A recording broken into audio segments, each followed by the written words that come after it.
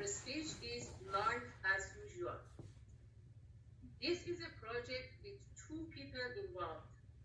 Teresa is helping Bhavani with this project by asking the questions. Bhavani is a 6-month-old member of Toastmasters community and a happy TEEK speaker pursuing dynamic leadership path. This project will complete her level 3 in the pathways. Please help me welcome Bhavani and Teresa. Welcome to Peak Speakers Studio. Tonight we have a guest, Bhavani Arutla, with us as we begin our series, International Lifestyle. Bhavani comes from the country of India, where there are 22 languages, 28 states with different cultures, and 36 famous festivals, like the one we just celebrated, Diwali. She is from the southern part of India and has been fortunate to have been born and brought up in one of the metro cities. She grew up in a neighborhood that was very diverse in culture, not only with those from India, but actually transplants that lived there. And she was invited to share Christmas even with some neighbors. And they often shared food from the different cultures, and that really helped Bhavani venture out into a multicultural world right in her neighborhood. Bhavani, would you like to say hello to our viewers tonight? Hi everyone, good evening, and thank you for having me at Peak Speaker Studio. Thank you, Bhavani. I'm just curious. I have some questions for you, and not ever visiting India myself. I don't know if any of our viewers, I know we have a few natives from India here tonight, but other viewers, if they've even visited your country. One burning question I have is, occasionally homeowners here hire housekeepers. And I want to know, is it common where you live or have lived to have a housekeeper? And if so, were you extra careful about having valuables around the house that perhaps a housekeeper would just up and remove without you knowing? Were there precautions that you took as a family? Oh, that's a great question, Teresa. Thank you for bringing that up. Yes, many people have maids. That's the luxury that we have. And coming to my family, even before I was born, my parents had hired a maid who comes in the mornings, in the evenings, and comes and helps with the chores. And sometimes my mom's cooking and she is missing a critical spice or a garnish. She just hand her some money and she's, can you make a quick run to the store and bring that to me? And then she would be right back. So, we had the luxury of growing up with a maid in the house and a lot of help. And now it's a little different. My sister has a family of 4 who lives with them to help them with the chores. So there's the whole family. So the lady is helping my sister in the house, and the husband and the kids, they go to work during the day, but they are there in the house in the evenings. So anything that's needed to take care of chores, running any errands, they're there to help out. And that's the luxury as well. And so since they are around in the house, they can come inside the house, they walk into the house anytime to get their work done. To be precautious for safety reasons, my family is used to lock up the valuables in cabinets, locked cabinets. But I am not used to that. So when I go to India, I am Going inside the house, I leave my purse or the wallet on the table. Oh my gosh, they make such a drama. They make it such a big deal. And you aren't you supposed to keep it inside the cabinet and lock it? So, so they just as a precautionary thing. So we are taking care of our belongings since there's not just the family, but there are a few other people who are walking into the house to get things done. So Thank you. We certainly don't take that extra measure here. I don't. So I would find myself leaving my phone out if I went to visit your family and not being mindful. Oh, the maid's coming. Put those things away and secure them.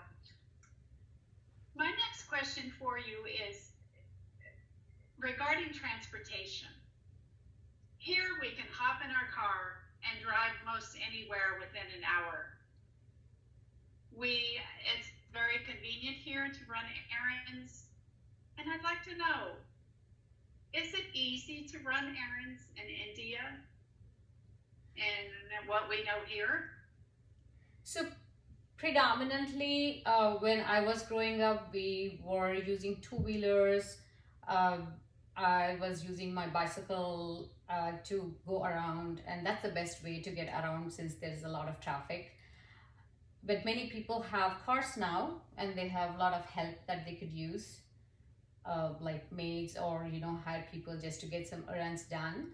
My dad bought a car when I was about 19 years old, and before that, he used to use a geared scooter to go around to get things done.